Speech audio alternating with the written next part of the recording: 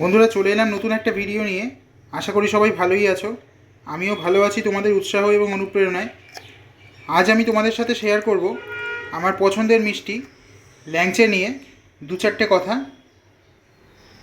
এই ল্যাংচার নামকরণ এবং তার ইতিহাস সম্পর্কে দু চারটে কথা আমি তোমাদের সাথে শেয়ার করব।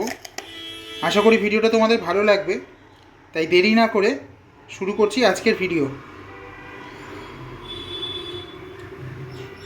অনেক বছর আগের কথা, কৃষ্ণনগরের রাজপরিবারে বিয়ে হয়েছিল বর্ধমানের রাজকুমারীর। বিয়ের কিছুদিন পর রাজকুমারী হঠাৎ অসুস্থ হয়ে পড়েন। নাওয়া নেই খাওয়া নেই, কিছুই যেন ভালো লাগছে না, কোনো কিছুতেই তার মন বসছে না। রাজকুমারীর এই অসুস্থতা নিয়ে রাজামশাই রানীমা থেকে শুরু করে রাজকর্মচারীরা পর্যন্ত প্রত্যেকেই বেশ চিন্তিত ছিলেন। এর মধ্যে একদিন রানীমা দুপুরবেলা এসে রাজকন্যাকে জিজ্ঞেস করলেন, তোমার কী খেতে ভালো লাগে? রাজকন্যা বললেন, নোড়ার মতো দেখতে এক ধরনের ভাজা মিষ্টি, যা কিনা রসে ডোবানো, তাই ওনার পছন্দ। উনি এই মিষ্টি খেতে চান। তখনও পর্যন্ত রাজকুমারী জানা নেই এই মিষ্টির নাম কি বা এই মিষ্টির কারিগর কে। তিনি শুধু জানতেন যে রসে ডোবানো এক ধরনের ভাজা মিষ্টি, যা কিনা নোড়ার মতো দেখতে। রানীমার মুখে এই কথা শুনে রাজামশাই সঙ্গে সঙ্গে লোক পাঠিয়ে বর্ধমান থেকে এই মিষ্টির কারিগরকে ধরে আনলেন এবং তার হাতে বানানো মিষ্টি খেয়ে রাজকুমারী সুস্থ হলো। যে কারিগর এই মিষ্টি বানাতো সে একটু খুঁড়িয়ে খুঁড়িয়ে হাঁটতো, অর্থাৎ লেংচে হাঁটতো, তাই তার নাম অনুযায়ী এই মিষ্টির নামকরণ হয় ল্যাংচা।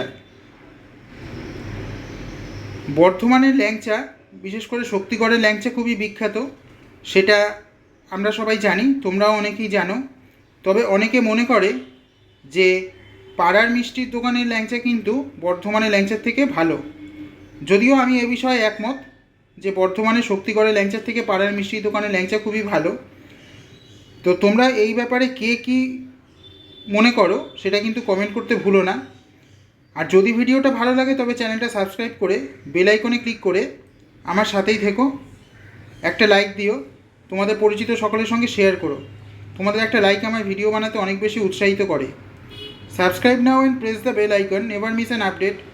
चैनल से जुड़े रहने के लिए चैनल को सब्सक्राइब कीजिए, पास में दिए गए बेल आइकन को ऑल पे कीजिए ताकि ऑल नोटिफिकेशन आपको मिलेगा। বন্ধুরা, আমার চ্যানেলে পশু পাখি ছাড়াও গল্প, কবিতা এবং খাওয়া দাওয়ার ওপরে কিছু ভিডিও দেওয়া রয়েছে। তোমরা যারা দেখেছো আশা করি ভালো লেগেছে, আর যারা দেখোনি তারা চ্যানেলে ঢুকে দেখে নিও, আশা করি তোমাদেরও ভালো লাগবে। আমি আর দেরি করতে পারছি না, আমার তো জিভে জল এসে গেছে। আমার মতো তোমাদের আর কার কার জিভে জল এসে গেছে তা কিন্তু কমেন্ট অবশ্যই জানিও। দেখতে পাচ্ছ আমি ল্যাংচাটা তোমাদের ভেঙে দেখালাম, ভেতরটা কত সুন্দর হয়েছে। আমি জানি তোমরা অনেকেই ল্যাংচা খাওয়া পছন্দ করো। আমি দেরি না করে একটা মুখে দিয়ে দেব।